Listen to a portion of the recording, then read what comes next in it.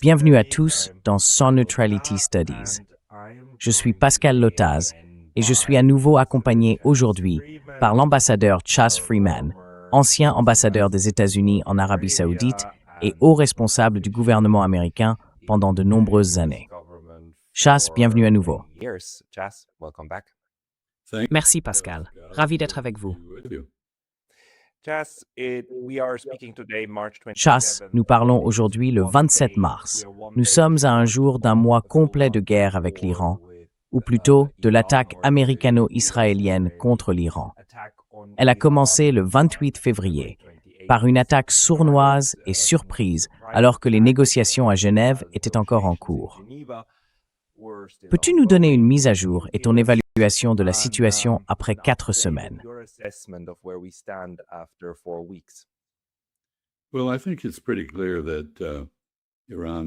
Eh bien, je pense qu'il est assez clair que l'Iran dispose de ce qu'on appelle la domination dans l'escalade. Il a adopté une stratégie que j'ai comparée à la tactique du rope-a-dope d'Ali, c'est-à-dire rester là, encaisser tous les coups de l'adversaire et le laisser s'épuiser. Je pense que cette guerre a désormais traversé plusieurs phases.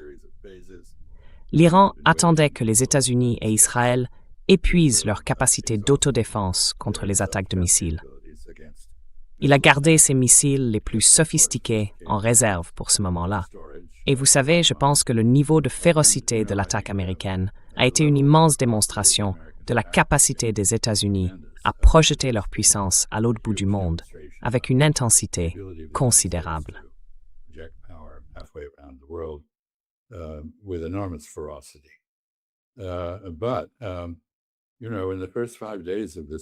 Mais vous savez, au cours des 5 premiers jours de cette guerre, qui, comme vous l'avez indiqué, dure maintenant depuis presque un mois, 800 missiles Patriot ont été tirés. Le taux de production annuel est de 750. Ainsi, en 5 jours, l'ensemble du stock annuel de ces armes a été épuisé. Et nous en sommes maintenant au point où il est assez clair que ni Israël ni les États-Unis n'ont la capacité de se défendre efficacement contre les missiles iraniens. Israël subit donc de lourdes pertes. Nous ne savons pas à quel point la situation est grave, car la censure militaire israélienne est très efficace et les grands médias respectent cette censure. TikTok, qui était autrefois une source d'information directe, a essentiellement été racheté par le lobby sioniste aux États-Unis et ne fournit plus les éclairages qu'il offrait autrefois sur cette question.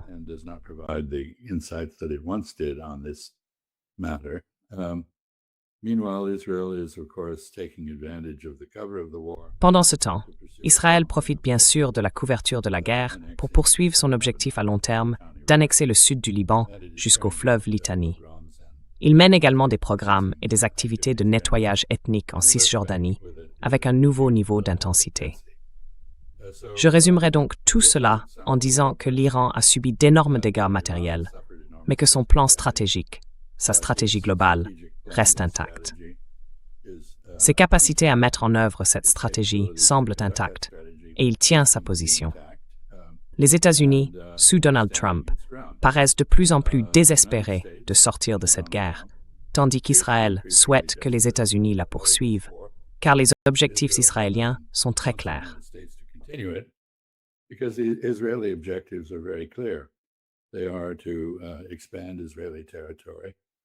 Ils cherchent à étendre le territoire israélien, à poursuivre le projet du Grand Israël, c'est-à-dire un Israël s'étendant de l'Euphrate au Nil, et dans ce processus, à annexer des terres adjacentes à l'État israélien actuel, au Liban, en Syrie, et ainsi de suite. En somme, Israël tente d'anéantir l'État iranien. L'objectif américain a commencé par un changement de régime, ce qui ne s'est pas produit. En réalité, les objectifs des États-Unis dans cette affaire ont été très confus et incohérents, mais ils ont inclus toute une série d'éléments particuliers. Par exemple, empêcher l'Iran de développer une arme nucléaire. Pourtant, l'effet réel des attaques a été de garantir que l'Iran construira désormais une arme nucléaire.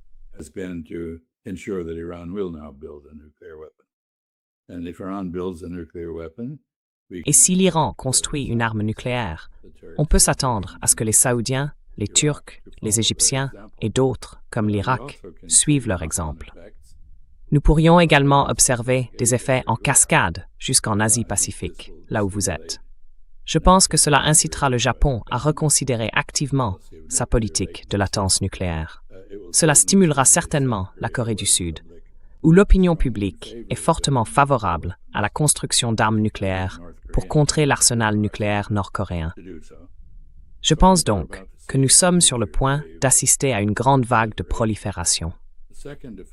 Le deuxième effet est bien sûr qu'en ayant épuisé une grande partie de ces stocks de munitions existants, les États-Unis se sont affaiblis sur le plan international à l'échelle mondiale. Donc, s'il devait y avoir une crise à Taïwan, par exemple, les États-Unis n'auraient pas la capacité d'y faire face efficacement.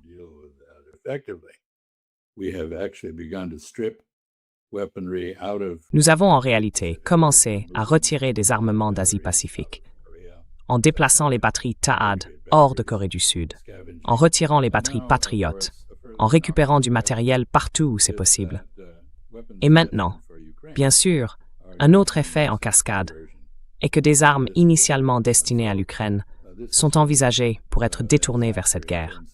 Cela a donc été un désastre pour la situation américaine dans son ensemble, pour sa posture militaire mondiale. Cela a également causé d'énormes dommages à la réputation des États-Unis, en raison de nombreux facteurs, notamment leur soumission évidente à la direction israélienne. C'est une chose très étrange que les États-Unis aient désormais une politique en pratique sous-traitée à Israël.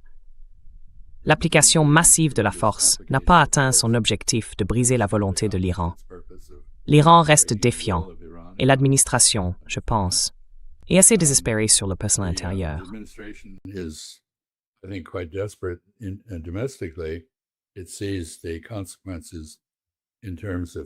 On en voit les conséquences à la pompe à essence, avec la hausse des prix du carburant. On voit l'inflation.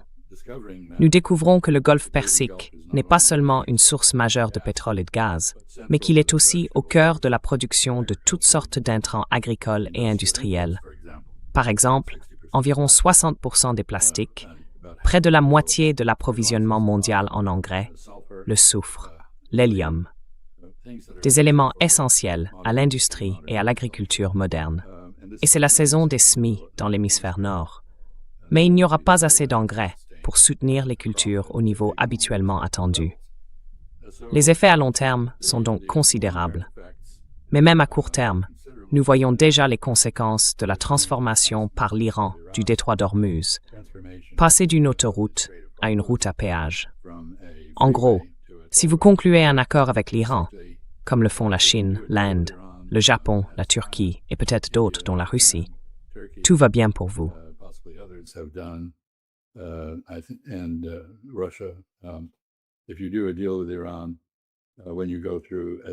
Si vous concluez un accord avec l'Iran, lorsque vous passez à travers, c'est un peu comme franchir un péage. Vous prenez un ticket, vous remettez un peu d'argent en passant le détroit, et, fait intéressant, les paiements se font désormais en yuan chinois et non plus en dollars. C'est le signe d'un autre problème, l'impact sur le marché mondial des devises et sur les monnaies de réserve, en particulier les procédures de règlement des échanges commerciaux, qui s'éloignent désormais du dollar à un rythme assez rapide. Il se passe donc beaucoup de choses, mais je n'ai pas fini. C'est vendredi matin pour vous à Tokyo, jeudi soir, ici dans le New Hampshire. Et Donald Trump a essentiellement annulé son programme pour demain. Il a également déclaré qu'il reportait la date limite pour attaquer les installations iraniennes de production et de transport d'énergie.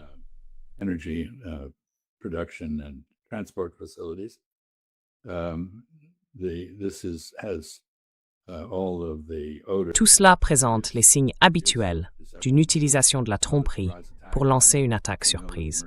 Nous savons que les marines seront en position ce soir ou demain matin dans la mer d'Arabie. La 82e division aéroportée s'est déplacée, les forces spéciales sont en place, et je pense que nous pouvons probablement nous attendre à une sorte d'assaut contre l'Iran demain. Enfin, à votre heure aujourd'hui, mais je dirais samedi, pendant le week-end, en Asie-Pacifique. peut-être vendredi, peut-être samedi ici aux États-Unis.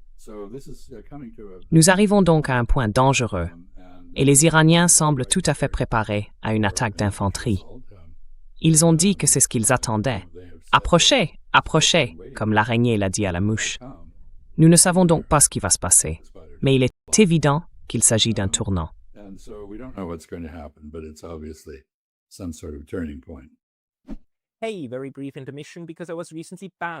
Petite interruption rapide car j'ai récemment été banni de YouTube. Et même si je suis de retour, cela pourrait se reproduire à tout moment. Alors merci d'envisager de vous abonner non seulement ici, mais aussi à ma liste de diffusion sur Substack. C'est pakalota.substack.com. Le lien sera dans la description ci-dessous. Et maintenant, retour à la vidéo. J'ai parlé hier avec Mohamed Marandi et il m'a dit exactement ceci. Écoute, ils vont probablement nous envahir, l'une de nos îles, sans doute, et dans ce cas, nous savons exactement ce que nous allons faire. Pourquoi les États-Unis envisageraient-ils quelque chose comme ça?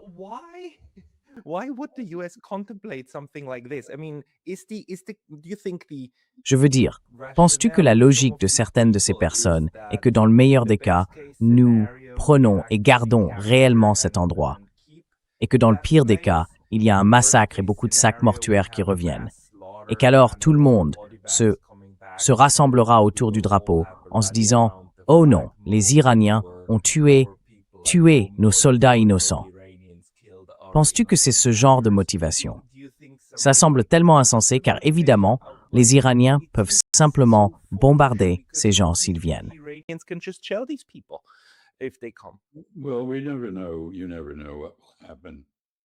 Eh bien, on ne sait jamais. On ne sait jamais ce qui peut se passer pendant une guerre ou une bataille. Les possibilités vont d'une répétition de Gallipoli à quelque chose de plus réussi pour les États-Unis. Tout dépend beaucoup des cibles. Par exemple, j'ai toujours pensé que la cible logique pour les marines serait Abu Moussa et les Petits Tombes, des îles disputées entre l'Iran et les Émirats arabes unis. Elles ont été saisies par le Shah en 1971 pour l'Iran, alors qu'elles étaient sous contrôle britannique, au moment où les Britanniques abandonnaient leur autorité sur ce qui allait devenir les Émirats arabes unis. Les reprendre satisferait les Émirats.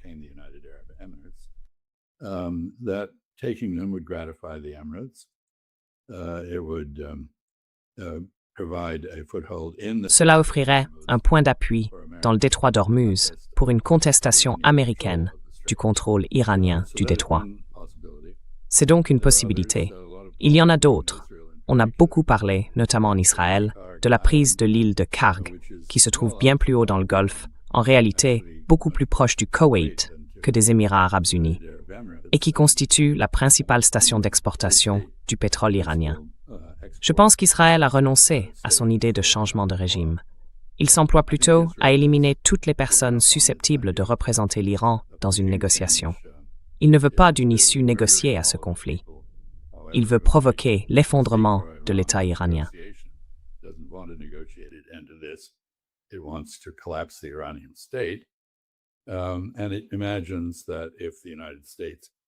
Et il imagine que si les États-Unis s'emparaient de l'île de Karg et la contrôlaient, cela paralyserait l'État iranien en le privant de sa principale source de revenus. C'est donc, je pense, le raisonnement israélien en proposant cette cible. D'autres cibles possibles ont été mentionnées. L'île de Keshm, située au large de Bandar Abbas, le principal port du Golfe et du détroit d'Ormuz, et Chabahar, qui se trouve en dehors du détroit et constitue la principale ville portuaire. Ironiquement, une partie du corridor nord-sud que l'administration Biden a proposé pour contourner les corridors est-ouest de la route de la soie chinoise. Il s'agirait d'un corridor de transport reliant Bombay à Chabahar, puis par voie terrestre jusqu'à Saint-Pétersbourg.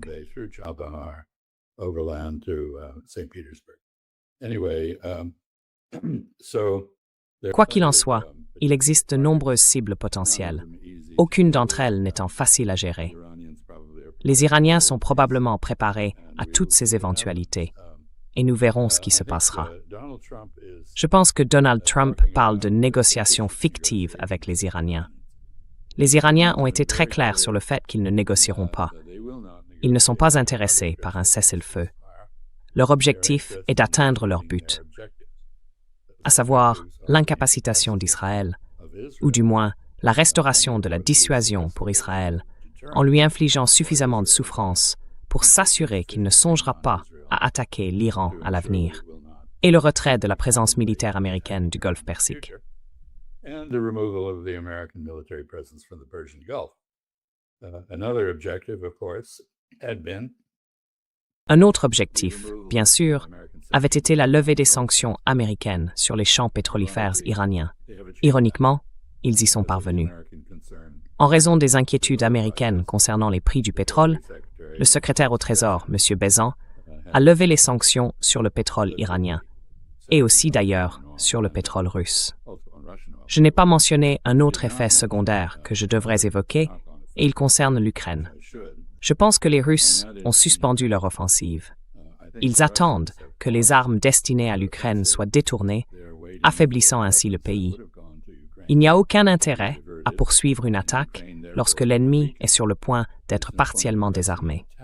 Je pense donc qu'il y a aussi ces implications dans ce qui se passe, ce qui est certainement une mauvaise nouvelle pour M. Zelensky, et il semble en être conscient.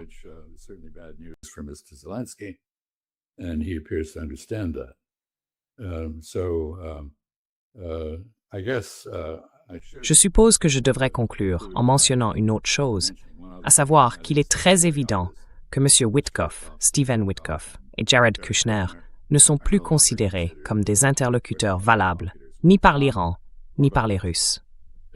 En gros, les Russes leur ouvrent la porte et les écoutent, mais ils n'ont aucune attente quant à leur capacité à livrer autre chose que de la tromperie. Il en va de même pour les Iraniens, sauf qu'eux ne les écoutent même pas.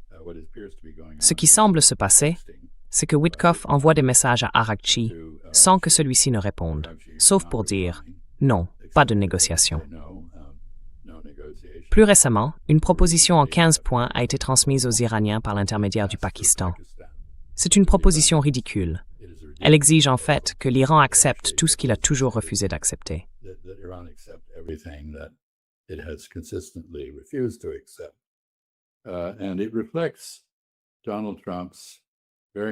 Et cela reflète la conception très erronée de Donald Trump, exprimée par sa porte-parole Caroline Leavitt, selon laquelle l'Iran aurait été vaincu.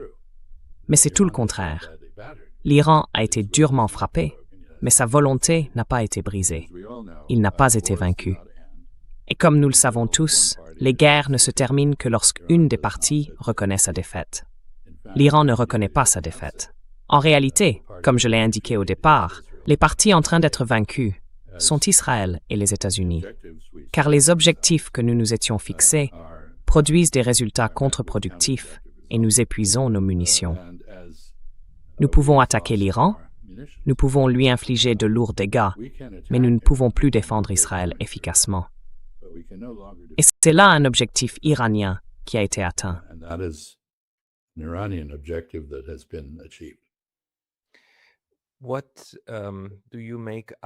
Que penses-tu de ces déclarations de Donald Trump selon lesquelles l'Iran doit ouvrir le détroit d'Ormuz? J'ai l'impression que cela ressemble encore à la formule « l'Iran ne doit jamais construire d'armes nucléaires », ce à quoi l'Iran répondait toujours à l'époque « nous ne construisons pas d'armes nucléaires, nous ne l'avons pas, nous n'en voulons pas, nous avons une fatwa contre cela ». Donc sur ce point, nous étions d'accord. Et les États-Unis continuaient d'en parler, encore et encore. Et maintenant, ils disent que l'Iran doit ouvrir le détroit. Mais nous savons que les navires peuvent passer par le détroit. Si tu es un ami de l'Iran, tu peux passer, moyennant des frais, bien sûr.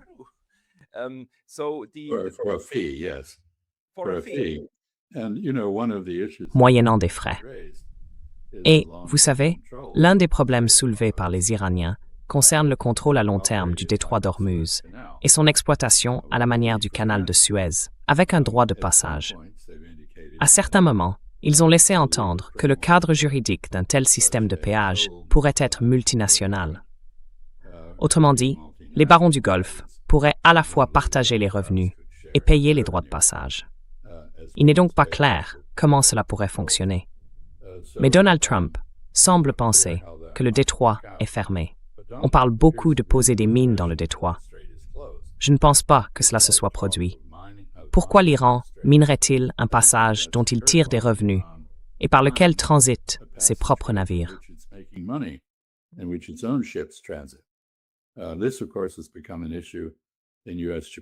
Cela, bien sûr, est devenu un sujet de tension dans les relations entre les États-Unis et le Japon, car le Japon possède la seule force de déminage réellement efficace parmi les alliés de l'Amérique.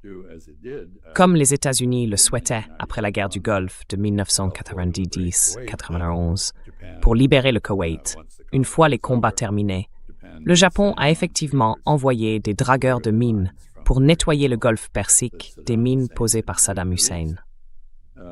Mais, vous savez, le Japon n'a aujourd'hui aucune envie de refaire cela. Et bien sûr, Donald Trump fulmine contre l'OTAN, qu'il juge totalement inutile, ce qui correspond parfaitement à sa conception erronée de l'OTAN. Non pas comme une alliance défensive destinée à protéger l'Europe avec le soutien américain, mais comme un ensemble de forces auxiliaires que les États-Unis pourraient mobiliser à leur convenance pour des opérations expéditionnaires ailleurs.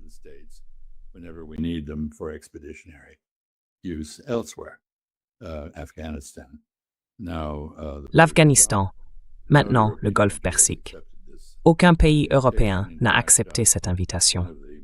En réalité, l'un des principaux effets de cette demande et des autres gesticulations insensées de Donald Trump a été que certains Européens commencent à dire « Nous devrions quitter l'OTAN, nous devrions expulser les bases américaines ». Les voix les plus claires sont celles de l'Espagne, qui a d'ailleurs interdit l'utilisation des bases situées sur son territoire pour soutenir la projection de puissance américaine contre l'Iran, et où de grandes manifestations ont eu lieu pour réclamer une sortie de l'OTAN et la fermeture des bases américaines.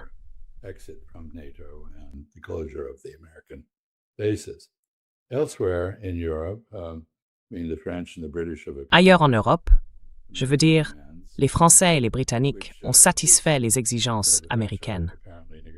Les Français négocient apparemment en coulisses avec les Iraniens au sujet du libre passage dans le détroit, tout comme les Italiens. Les Italiens sont en meilleure position pour y parvenir, compte tenu de leur attitude relativement modérée à l'égard de cette guerre. Les Français ont très peu de chance, à mon avis, d'obtenir l'autorisation iranienne pour que leurs navires traversent le détroit. Quoi qu'il en soit, il se passe beaucoup de choses, et rien ne semble aller dans une direction qui devrait satisfaire ni Israël ni les États-Unis.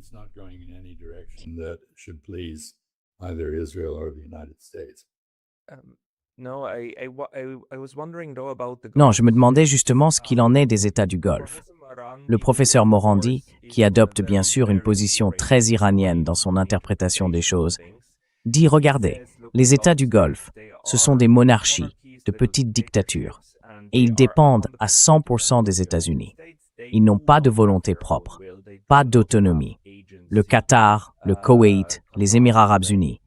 L'Arabie saoudite est un peu différente, mais reste néanmoins sous un contrôle politique américain très fort. Partagez-vous cette analyse?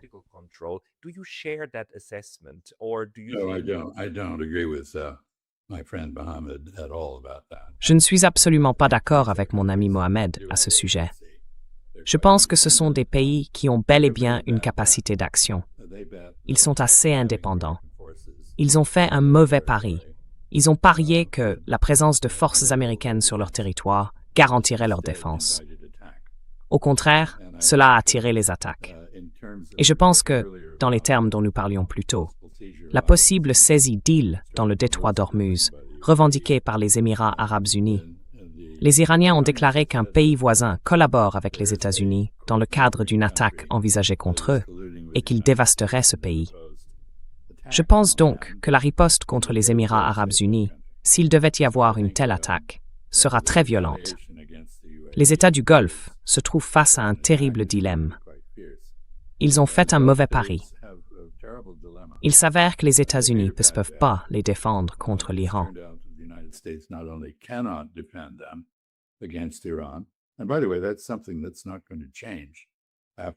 Et d'ailleurs, c'est quelque chose qui ne changera pas après cette guerre. C'est une leçon qui perdurera. Il n'existe aucune défense contre l'Iran, sauf une défense diplomatique. La diplomatie peut réduire les menaces. C'est l'un de ses principaux objectifs. Le rapprochement peut éliminer les menaces. Comme l'a dit Abraham Lincoln, lorsque je me lie d'amitié avec un ennemi, je perds un ennemi et je gagne un ami. C'est l'approche appropriée. Mais c'est très difficile pour les Arabes du Golfe. Ils sont actuellement attaqués. La seule défense possible pour eux vient des États-Unis. C'est pourquoi on entend certains d'entre eux parler avec véhémence de la nécessité de causer de lourds dégâts et de réduire l'Iran à l'impuissance. C'est une fiction. C'est une illusion. Cela n'arrivera pas. Et ils vont devoir s'y confronter. En fin de compte, ils ont bel et bien une marge d'action. Ils peuvent. Ils ont des alternatives. Ces alternatives sont toutefois diplomatiques, non militaires.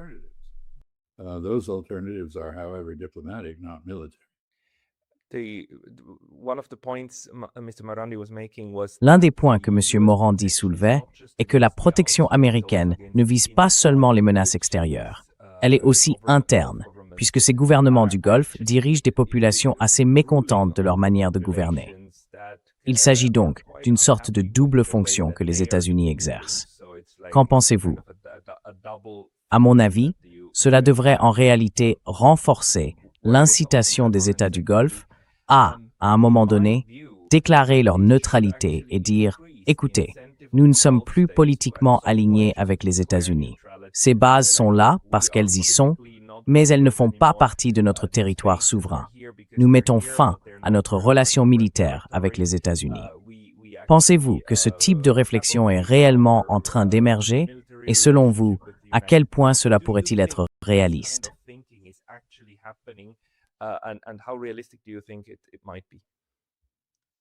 Well, I would dispute the notion that the United States Eh bien, je contesterai l'idée selon laquelle les États-Unis seraient les défenseurs de l'ordre politique interne dans chacun de ces États. Par exemple, en 1969, lorsque des extrémistes ont pris le contrôle de la Mecque, alors que les États-Unis fournissaient des renseignements en arrière-plan, ce sont les Français qui sont venus en aide à l'Arabie saoudite et ont expulsé les extrémistes de la Mecque. Et je pense que, de manière générale, ces États sont, comme l'indique Mohamed Morandi, en réalité des États policiers. Ils disposent de capacités de surveillance exhaustives, dont beaucoup proviennent de technologies israéliennes, perfectionnées, ironiquement, dans la répression des Palestiniens. which ironically was perfected in the suppression of the Palestinians. This is useful for their control. Mais cela est utile pour leur contrôle. Les États-Unis entretiennent avec eux des relations de coopération en matière de renseignement axées sur le terrorisme, à la fois contre les dirigeants et contre les États-Unis. Il y a donc un chevauchement à ce niveau. Mais il ne s'agit pas d'un engagement militaire visant à les défendre contre leur propre population. Chacun de ces pays, cependant, est assez différent. Vous avez, par exemple, aux Émirats arabes unis, et au Qatar d'ailleurs, une très petite minorité de dirigeants et de populations arabes autochtones, avec un très grand nombre de travailleurs invités venus de partout. Inde, Pakistan, Bangladesh, Sri Lanka, Philippines, et ainsi de suite. Sri Lanka, the Philippines, and so forth. Saudi Arabia has been reducing the proportion of foreign. L'Arabie saoudite a réduit la proportion de travailleurs étrangers dans le but de développer une éthique du travail et de créer des emplois pour sa propre population. Les autres n'ont pas tenté cette approche et semblent tout à fait satisfaits de fonctionner avec des populations laborieuses captives sur leur territoire. Le Koweït, bien sûr, compte une très grande population d'apatrides, des résidents du Koweït, les soi-disant bédouins. Bahreïn est majoritairement chiite, et beaucoup de ses habitants sont favorables à l'Iran, mais le pays est dirigé par une famille royale sunnite. Oman, quant à lui, est assez particulier. Il dispose de beaucoup moins de pétrole et de gaz, ce qui favorise une plus grande éthique du travail, et il a scrupuleusement maintenu sa neutralité à l'égard de l'Iran dans le cadre de la politique du Golfe. In terms of Gulf politics, so each of these countries is different, and that belies the. Ainsi, chacun de ces pays est différent, ce qui contredit la thèse selon laquelle il serait d'une manière ou d'une autre sous le contrôle américain. Bien sûr, ils entretiennent des relations étroites avec les États-Unis, notamment sur le plan militaire. Les États-Unis ont été leur principal fournisseur d'armes. Certains services armés parmi eux ont d'autres relations. Par exemple, la Marine royale saoudienne est principalement équipée par la France. Les Chinois et les Russes ont commencé à s'implanter sur ces marchés d'armement. Mais la principale relation militaire reste celle des ventes d'armes et de la maintenance des systèmes. Ces systèmes, cependant, n'ont pas réussi à défendre ces petits États contre les attaques iraniennes. Ils n'ont pas été efficaces et ils ont coûté très cher. They've been very expensive, but they do not effectively deal with the Iranian threat. Mais ils ne traitent pas efficacement la menace iranienne des drones, ni d'ailleurs celle des missiles balistiques. Or, ce qui est le plus dangereux pour ces pays, et qui doit les amener au type de réflexion que vous suggériez, à savoir comment réduire progressivement la présence militaire américaine dans leur propre intérêt, c'est que certains d'entre eux dépendent entièrement de l'eau dessalée. L'eau est essentielle à la vie. Environ 70% de l'eau en Arabie saoudite provient du dessalement, environ 90% au Koweït. Je ne connais pas le pourcentage au Qatar, mais il est élevé. Les Émirats arabes unis sont à un niveau plus bas, peut-être 40 à 50%, dépendant du dessalement. Les Iraniens ont la capacité de détruire ces usines de dessalement très facilement.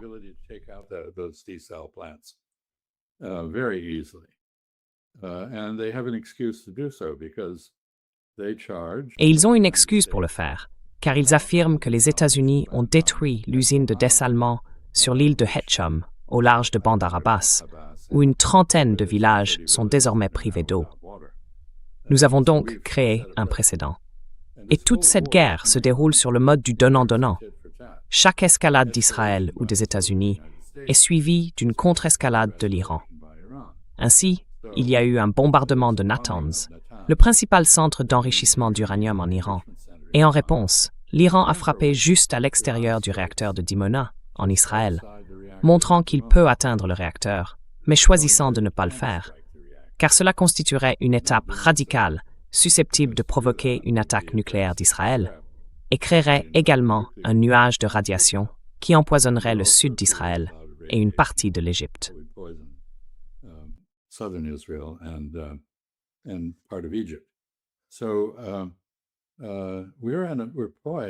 Nous sommes donc à un moment où si ce que je crains pour le week-end se produit, la riposte iranienne sera féroce.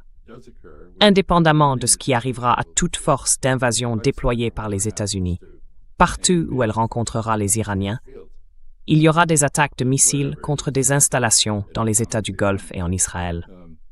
Le choix des cibles sera directement influencé par ce qui sera visé en Iran. Et je pense que lorsque Donald Trump a proposé de faire exploser les installations pétrolières et gazières iraniennes, les Iraniens lui ont répondu « Si vous faites cela, nous ferons exploser les installations dans les États du Golfe et peut-être aussi les usines de dessalement. »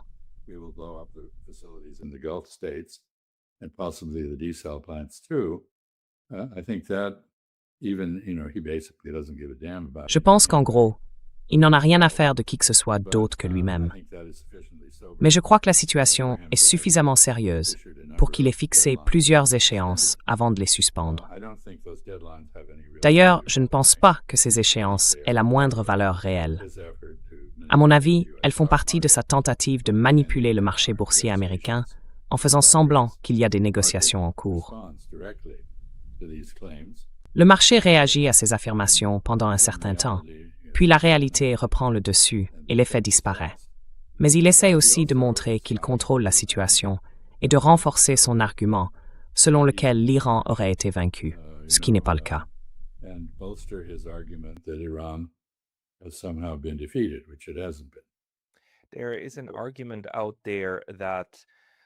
Certains avancent que tout ce discours selon lequel les États-Unis seraient profondément inquiets du prix du pétrole et du gaz naturel n'est en réalité qu'un leurre, que toute cette situation où les capacités de production du Golfe sont systématiquement mises hors service sert en fait les intérêts des États-Unis parce qu'elle nuit à la Chine.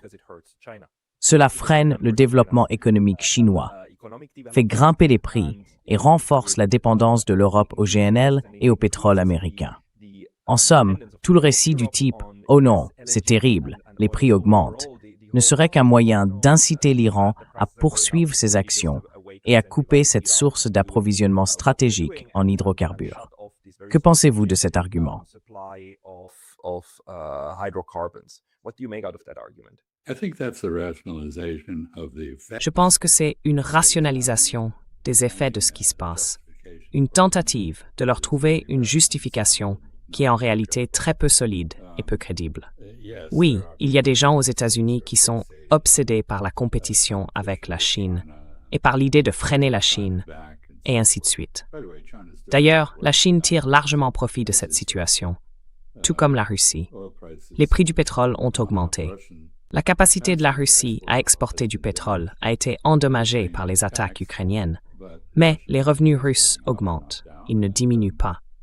Et les Chinois, qui sont les leaders mondiaux dans le domaine des énergies renouvelables, sont bien mieux placés, non seulement grâce à leur secteur des énergies renouvelables, mais aussi grâce à une immense réserve stratégique de pétrole. Ils sont bien mieux placés que quiconque pour résister au choc d'approvisionnement. To survive the supply shock. By the way, Europe is in about 2 weeks is going to run out. Au fait, dans environ 2 semaines, l'Europe va manquer d'une grande partie de son carburant. L'Europe est donc clairement l'un des endroits où les plus grands dommages collatéraux de cette guerre stupide se font sentir. J'ai mentionné plus tôt l'Ukraine comme une autre victime de cette situation. Et non, je ne le crois pas. Je pense que oui. Les États-Unis ont apparemment mis hors service le gazoduc Nord Stream 2. J'ai été très amusé de lire quelque chose dans le magazine The Economist, qui est normalement une revue sérieuse, selon lequel les Russes auraient suspendu leur vente de gaz à l'Europe. Je ne pense pas que ce soit tout à fait exact. Je crois que l'Europe et les États-Unis ont conspiré pour se priver eux-mêmes, priver l'Europe, de ses approvisionnements en gaz, avec des effets désastreux pour les économies européennes, en particulier celle de l'Allemagne. With disastrous effects for the European economies, especially that of Germany, when you combine that with the suspension of nuclear. Quand on combine cela avec la suspension de l'énergie nucléaire en Allemagne, cela a été assez dévastateur. Quoi qu'il en soit, il y a beaucoup de révisionnisme en cours. Nous y sommes habitués. La guerre en Ukraine a été soi-disant non provoquée. Rien ne s'est passé qui puisse justifier une invasion russe. C'était une décision d'envahir ce qu'ils ont fait, pas légalement, mais avec une certaine justification politique, je dirais. Bref, beaucoup de révisionnisme en ce moment.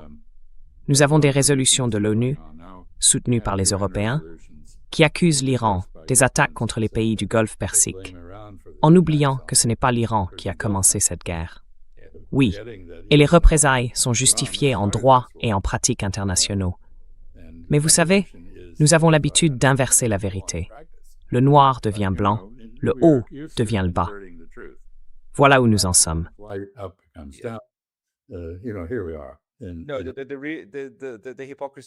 Non, l'hypocrisie est encore une fois extrême. Mais ce qui est intéressant, bien sûr, c'est que ça devient tellement transparent qu'il devient vraiment difficile, même en Europe et aux États-Unis, de continuer à enjoliver la situation.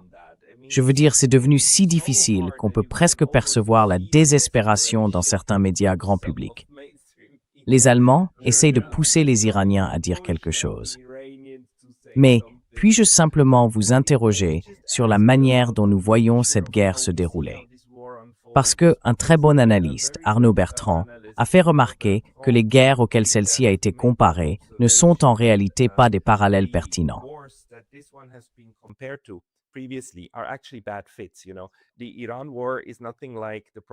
La guerre en Iran n'a rien à voir avec la guerre par procuration en Ukraine. L'Afghanistan et le Vietnam étaient des guerres de guérilla. Même en Irak, tu sais, après 5 semaines, il y avait une supériorité totale et Saddam était pratiquement hors jeu. Non? Donc, c'est un tout autre type de situation maintenant, en ce qui concerne la manière dont les combats se déroulent. Et l'Iran ne fait pas que tenir bon. La guerre est bien plus symétrique que ce que nous avons vu dans d'autres cas. Qu'en penses-tu? in other cases. Do you have thoughts on that? Yeah, I think that's essentially correct. As Oui, you know, je pense que c'est essentiellement juste. prefer the word multinodal Tu sais, to describe, comme tu le sais, je préfère le mot multinodal pour décrire l'organisation du monde qui est en train d'émerger.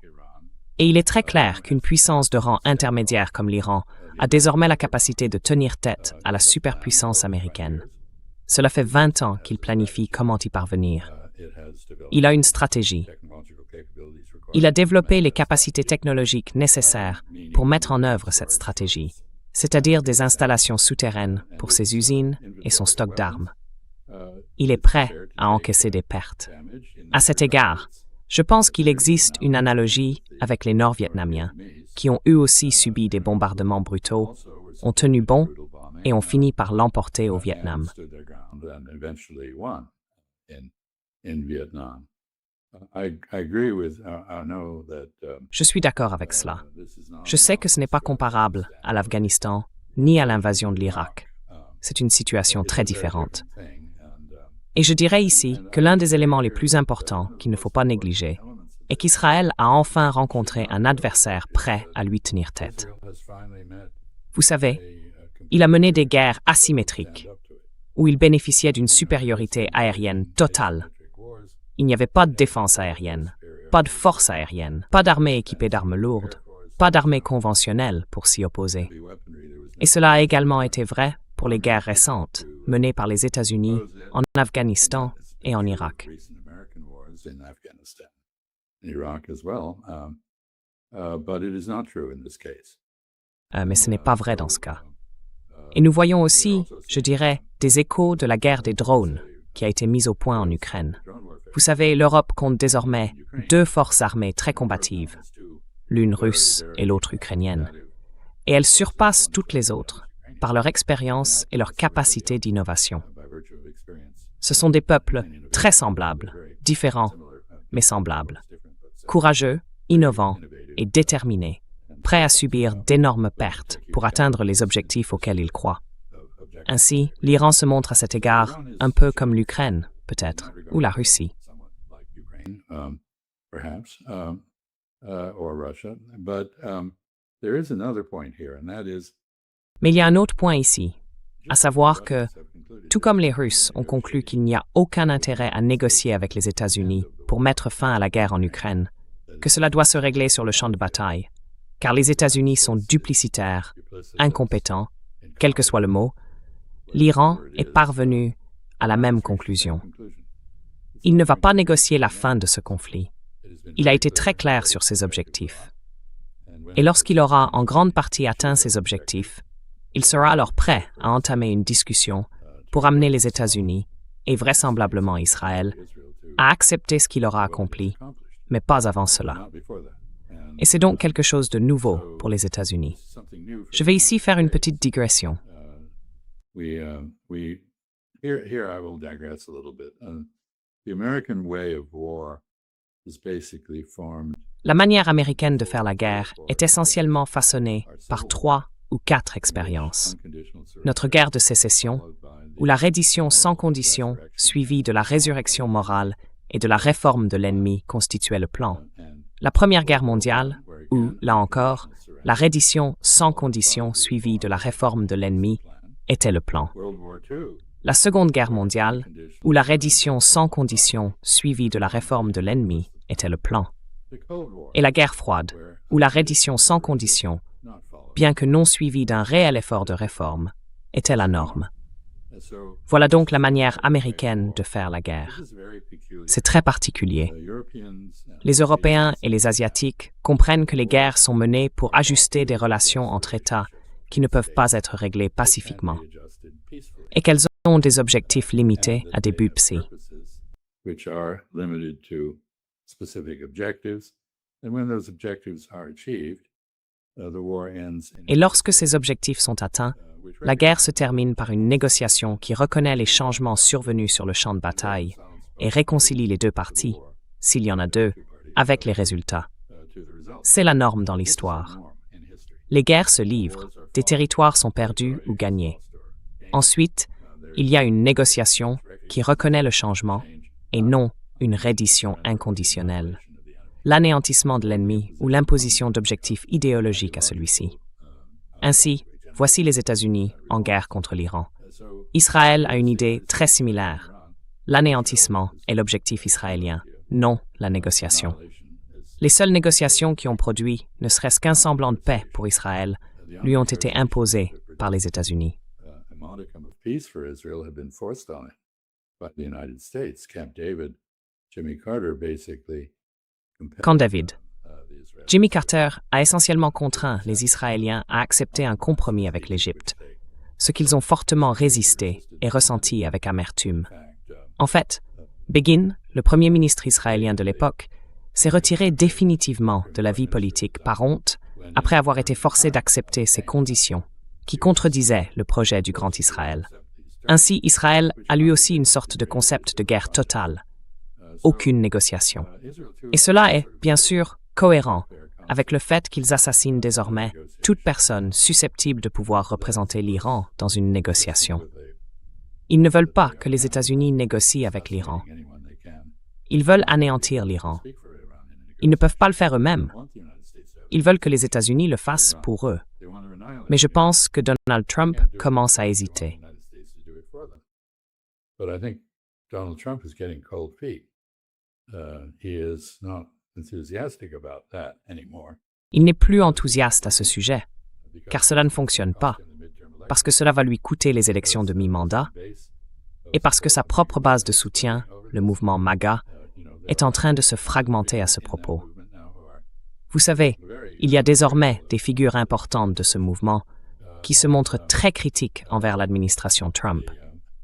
Et il a, en substance, brisé la structure de l'alliance américaine, comme l'illustre le refus des Alliés de venir en aide à l'Amérique dans le Golfe ou dans le détroit d'Ormuz.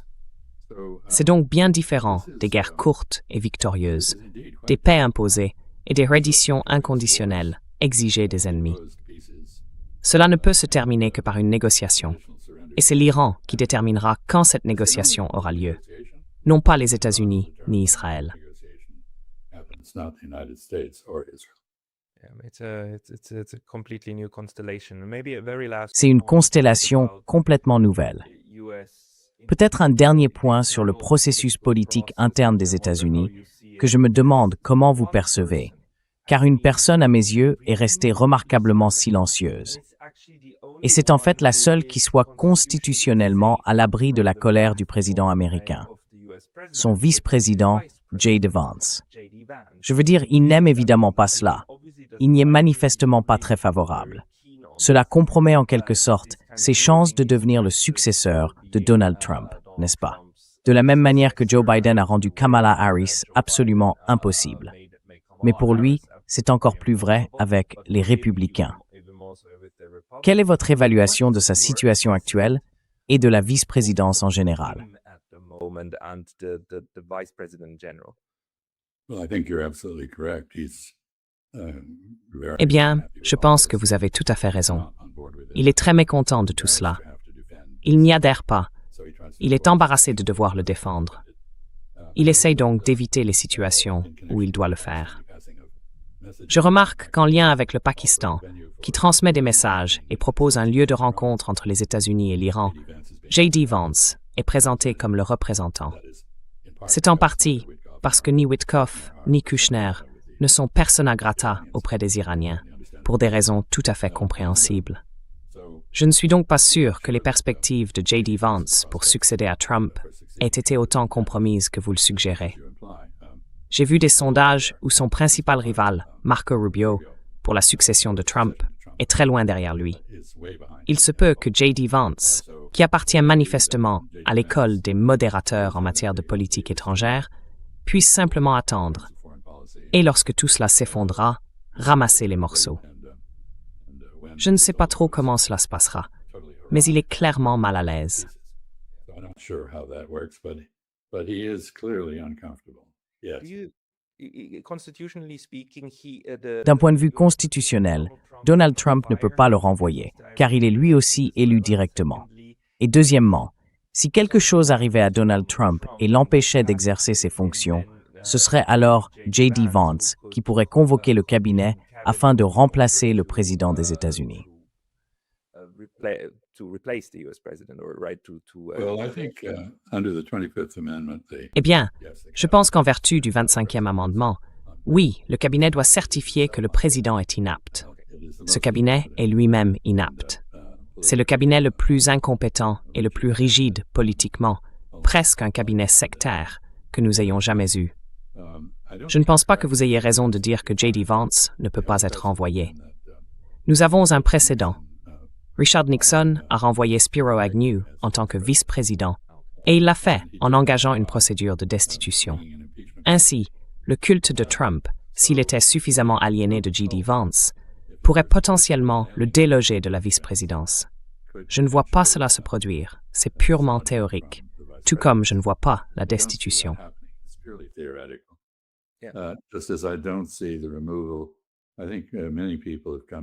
Je pense que beaucoup de gens en sont venus à la conclusion que Donald Trump est cliniquement fou. Mais je ne pense pas que cette conclusion entraînera sa destitution. Je veux dire, nous assistons aux imperfections de la procédure du 25e amendement et de l'administration républicaine américaine, les dispositifs constitutionnels républicains de la République américaine, qui ont très bien fonctionné pendant 250 ans et qui ne fonctionnent tout simplement plus aujourd'hui. Si nous avions un système parlementaire, Trump serait dehors. Et d'ailleurs, Israël a bien un système parlementaire. Et je peux très bien imaginer que, vous savez, il n'y ait peut-être pas de changement de régime en Iran, mais qu'il puisse y en avoir un en Israël.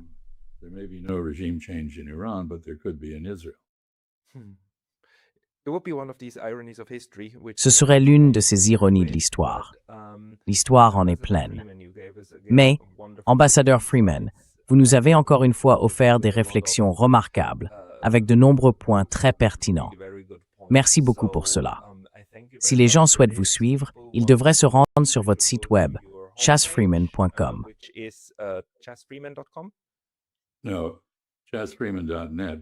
Non, chasfreeman.net. Mais tout ce qu'il y a dessus, c'est un site amateur que j'ai fait moi-même. Et comme je suis un vieux bonhomme ignorant, c'est plutôt maladroit. Il n'y a que des discours que j'ai préparés et prononcés. Il n'y a rien d'autre. Donc le mieux, c'est simplement de chercher sur YouTube et vous y trouverez toutes sortes de choses, y compris, je crois, votre émission. Alors merci Pascal de m'avoir invité et j'espère que vous passerez une agréable journée. Tout le monde, cherchez Chas Freeman en ligne, également dans les autres émissions, ainsi que sur NEMA. Ambassadeur Chas Freeman, merci pour votre temps aujourd'hui.